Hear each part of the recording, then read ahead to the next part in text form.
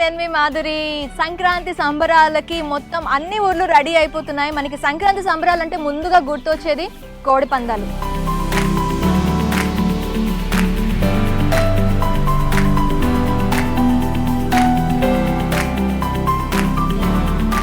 కోడి పందంకి వేసే కోడి ఎలా పెంచుతారు, దానికి ఎలాంటి ఫుడ్ పెడతారు?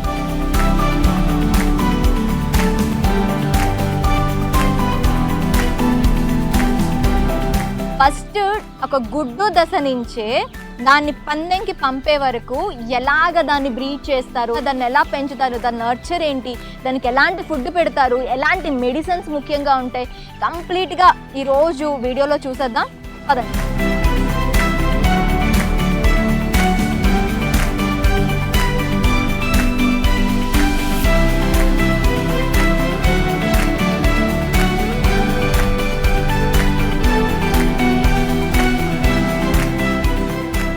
నాన్నగారు, వీటికి పెట్టే ఫుడ్, డైలీ ఫుడ్ గురించి కూడా రకరకాలుగా వింటూ ఉంటాం. వాటికి డ్రై ఫ్రూట్స్ పెడతారు అని చెప్పి, లేదు అంటే ఇంకా మటన్ కీమా పెడతారు అని, ఇలా అసలు వీటికి డైలీ ఫుడ్ ఎలా ఉంటుంది? ఇప్పుడు పందెంకి వెళ్ళేటప్పుడు కోడికి ఎలాంటి ఫుడ్ పెడతారు?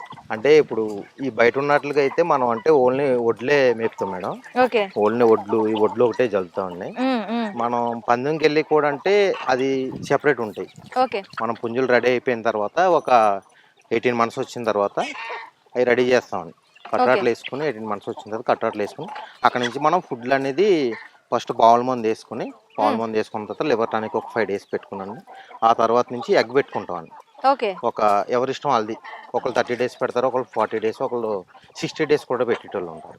అది పెట్టిన తర్వాత అప్పుడు కట్రాట్లో మీద ఉంటుంది కదండి, బాడీ అనేది గ్రోత్ అవుతుంది. అక్కడ నుంచి ఏంటంటే అట్లకి ఇంకా ఫిట్నెస్ రావాలంటే ఏమవుతుందంటే అక్కడ నుంచి ఇంకా మటన్ పెడతారు. గుడ్డు పెట్టేసరికి ఏమవుతుందంటే బాడీ కొంచెం గుల్లగుల్లగా ఉన్నట్టు ఉంటుంది. అక్కడ నుంచి ఫిట్నెస్ లోకి రావాలని చెప్పి మటన్ పెడతారు. ఒక్కొక్కళ్ళు ఇష్టం 30 నుంచి 50 grams దాకా పెట్టుకుంటారు మటన్. అయితే వీటికి ఏంటంటే రెగ్యులర్ గా నేను లాస్ట్ టైం చూసినప్పుడు ఏంటంటే రెగ్యులర్ గా వీటికి డ్రై ఫ్రూట్ లడ్డూస్ పెట్టడం కానీ, డ్రై ఫ్రూట్స్ తో చేసిన ఫుడ్ ఇస్తామని చెప్పి అంటుంటారు. సో ఆ డ్రై ఫ్రూట్స్ అంటే మాక్సిమం వీటికి ఏ టైం నుంచి ఏ టైం? ఇప్పుడు 18 months తర్వాత ఎగ్, తర్వాత లివర్ కి సంబంధించి వెయిట్ పెరగడానికి దీనికి చేస్తా అన్నారు.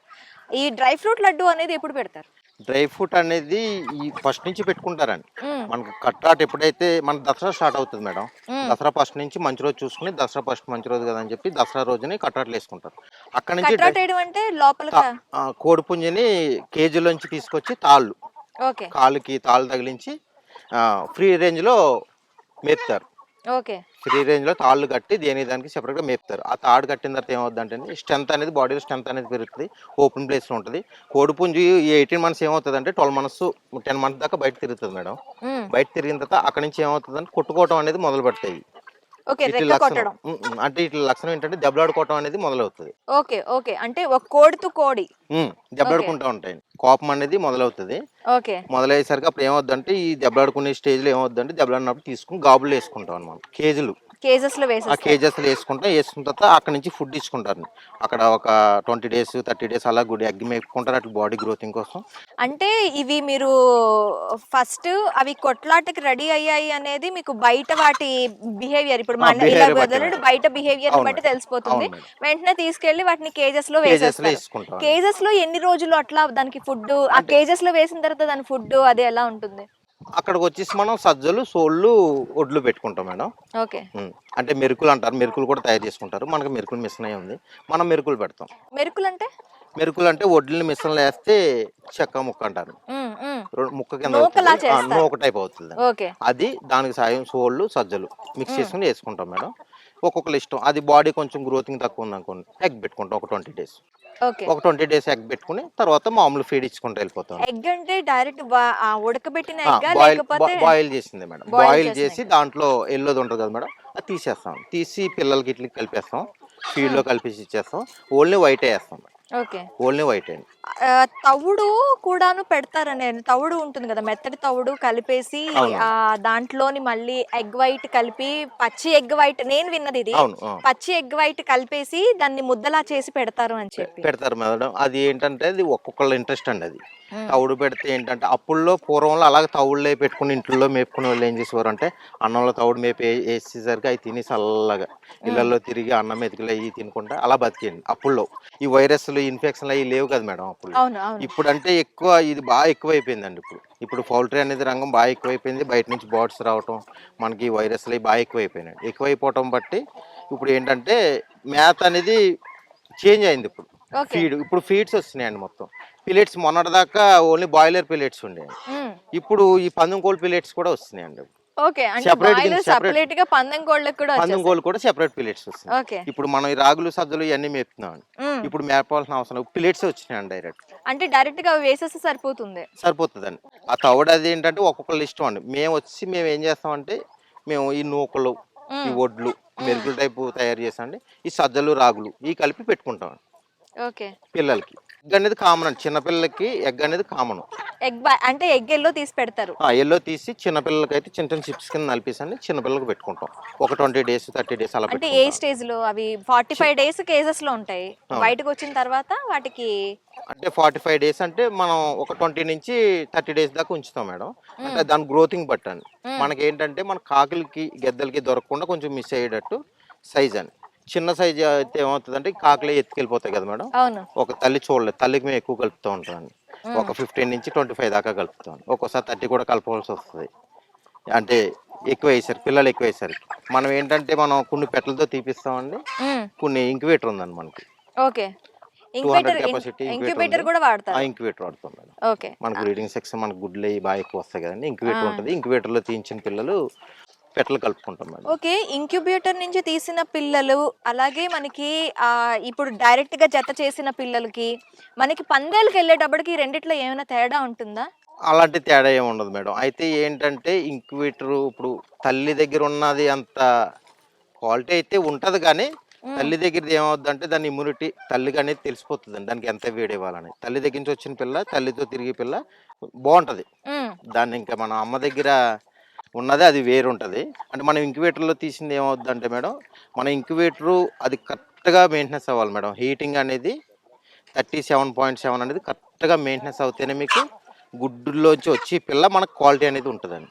అది ఒక్కోసారి ఏమవుద్దంటే పవర్ పోయినప్పుడు ఇలాంటప్పుడు ఏమవుద్దంటే మేడం అది ఒక 1 hour పోతే పర్లేదు మేడం. ఆ 1 hour ఏవో ఒక 3 hours 4 hours అలా వెళ్ళినప్పుడు ఏమవుతుందంటే మేడం లోపల పిల్ల అనేది కొంచెం సిక్ అయినట్టు హీటింగ్ తగ్గినప్పుడు కొంచెం ఆ నరాలు ఫామ్ అయ్యే టైంలో బ్లడ్ సర్కిల్ ఫామ్ అయ్యే టైంలో కొంచెం ప్రాబ్లం వస్తుంది. ఆ ప్రాబ్లం ఏమవుతుందంటే పిల్ల ఇంక్యుబేటర్ నుంచి బయటకు వచ్చినప్పటికే వీక్గా వస్తుందండి రావటం. కొంచెం కాళ్ళు వంకర్ల కింద ఈ ప్రాబ్లమ్స్ ఉంటున్నాయండి. ఈటింగ్ ప్రాబ్లం అనేది లాస్ట్ 3 days అంటే 18 daysకి మనం ఇంక్యుబేటర్లో పెట్టిన పిల్ల ఏంటంటే సెపరేట్ చేసేస్తాం. అది రొటేట్ అవ్వద్దు. 18 days అయిన తర్వాత కింద తీసేస్తామండి. పైన ట్రైలోంచి కింద తీసిన తర్వాత ఆ 3 daysలో పిల్ల బయటకు వస్తుందండి. ఆ టైంలో కొంచెం మనకి ఈ పవర్ ఏదైనా ప్రాబ్లం అయింది అనుకోండి ఆ ఈటింగ్లోంచి లోపల ఏంటంటే కరెక్ట్గా బ్లడ్ సర్క్యులేషన్ అంతా అయిపోయి క్లోజ్ అయిపోయే టైంలో బయటకు వచ్చే టైంలో అప్పుడు హీటింగ్ అనేది కరెక్ట్గా మెయింటెనెన్స్ చేసుకోవాలి మేడం. అది మెయింటెనెన్స్ చేసుకోకపోతే మనకి ఈ కాళ్ళు వంకర్లు ఏళ్ళు వంకర్లు అనేది వస్తుందండి.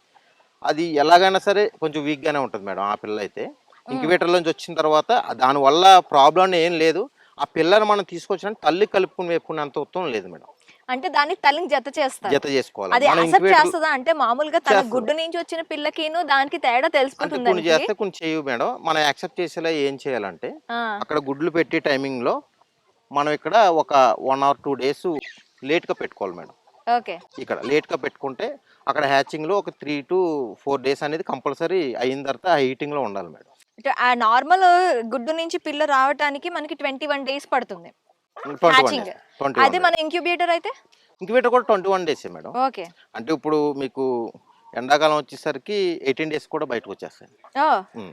ఓవర్ హీట్ అవుతుంది కదా మేడం. ఓవర్ హీట్ వల్ల 18 daysకి అది పెట్ట దగ్గర తల్లి దగ్గర కూడా అలాగే 18 days కూడా వచ్చేస్తాయండి. 19 daysకి 20 daysకి ఒక్కొక్కటి ఉంటుందండి. 23, 24, 25 days కూడా చేసి ఉంటాయి. 25 days కూడా నేను ఒకసారి నా దగ్గర ఒకసారి అలాగే అయిందండి. 26 daysకి పిల్లలు వచ్చినాయి. ఇంకా అది అవ్వలేదు అయిపోయినాయి అంటే గుడ్లో పిల్ల కనపడుతుంది లైట్ వేసి చూస్తే ఏంటి అంటే 26 daysకి పిల్లలు వచ్చినాయి. ఒక్కొక్కసారి లేట్ కూడా అవ్వచ్చు. నార్మల్ నెంబర్ అయితే 21. సో ఇప్పుడు ఎగ్ క్వాలిటీ ఏమైనా చెక్ చేస్తారా మీరు? దానికి వెళ్ళేటప్పుడు బ్రీడింగ్‌కెళ్ళేటప్పుడు ఈ ఎగ్ క్వాలిటీ పెడితే మనకి ఆ మంచి క్వాలిటీ ఆఫ్ పిల్ల వస్తుంది బయటికి. ఇటు ఇంక్యుబేటర్‌కైనా, అటు హ్యాచింగ్‌కైనా రెండిటికిను. ఎగ్ క్వాలిటీ అనేది కంపల్సరీ ఉంటుంది మేడం. ఎగ్ క్వాలిటీ ఏంటంటే మనకి వచ్చిన ఎగ్గు షేప్ అవుట్ ఉండకుండా చూసుకోవాలి మేడం. యాహ్!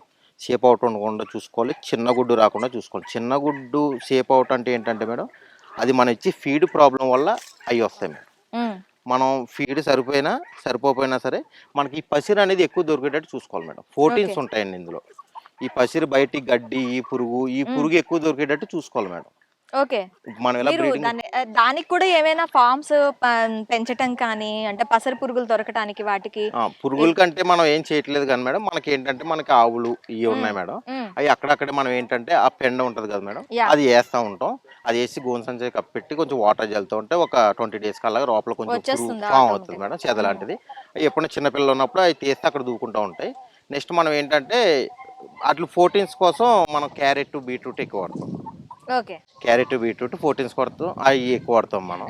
మాక్సిమము మనిషి తినే వాటికన్నా వీటికే ఎక్కువ అయిపోయేటట్టుంది అవును. ఖర్చు. అవును. ఒక అవునవును. మనిషి అవును. ఒక బ్రీడ్ మీరు పంపించాలి. ఒక కోడి బ్రీడ్ పందెంకి పంపించాలి అంటే స్టార్టింగ్ గుడ్డు దశ నుండి గుడ్డుది. అక్కడ వరకు అంటే అక్కడ పందెంకి వెళ్ళే వరకు దానికి ఖర్చు ఎంత అవుతుందండి?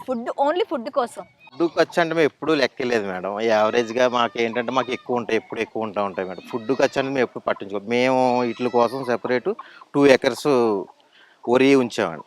ఓకే. ఈట్ల కోసం 2 ఎకర్స్ ఈట్ల మీదే ఉంచుతామండి. మొత్తం అంటే ఏంటి వడ్లన్నీ. తీసిన వడ్లు 2 ఎకరాస్ వడ్లన్నీ ఈట్ల వడ్లు. కోసమే. ఓకే.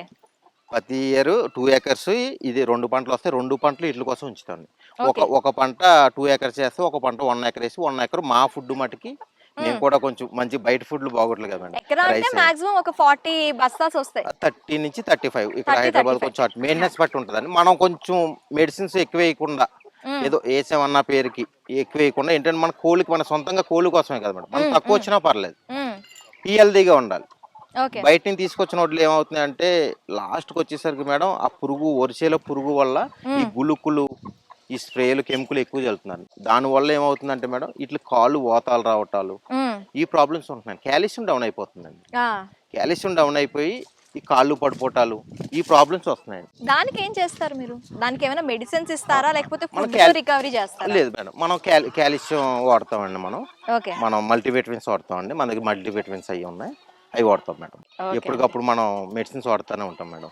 అట్లకంటే అట్లా బాడీలో గ్రోతింగ్ రావడానికి మనం వాడుతూ ఉంటాం మేడం. మాక్సిమం ఒక కోడి ఇక్కడి నుంచి వెళ్ళడానికి దాని మీద ఖర్చు పెట్టేది ఒక 20,000 ఏసుకోవచ్చా? అంత ఉండదు మేడం. హ్మ్. మనం పెట్టి ఫుడ్ బట్టి మనం ఈ వడ్లంటే పెద్ద ఏముండదు మేడం. అంటే మనం ఈ చికెన్‌లు, ఈ మటన్‌లు ఇయి అంటారు కదా మేడం. ఈ హ్మ్. మటన్‌లు, ఈ గుడ్డు, ఎగ్స్ ఇలాంటివి ఏమన్నా పెట్టుకునేటట్టు ఉంటే గనుక మనకు అక్కడ ఎక్కువ అవుతుంది మేడం. అంటే మన కేజీలో పడేదాకా మనకేం పెద్ద ఏం పర్లేదు. ఈ వడ్లు ఒకటే అవుతది మేడం. కేజీలో పడిన కాడ్నుంచి అది నెక్స్ట్ ఇంక అక్కడి నుంచే ఖర్చు ఎక్కువ ఉంటుంది మేడం. చాలా జాగ్రత్తగా చూసుకోవాలి. అక్కడి నుంచి అనేది ఉంటది మేడం. ఈ ఎగ్స్, ఈ మటన్ అనేది ఇంక అక్కడి నుంచి ఫుడ్ ఖర్చు. Thank you. Okay. Very much. Thank you.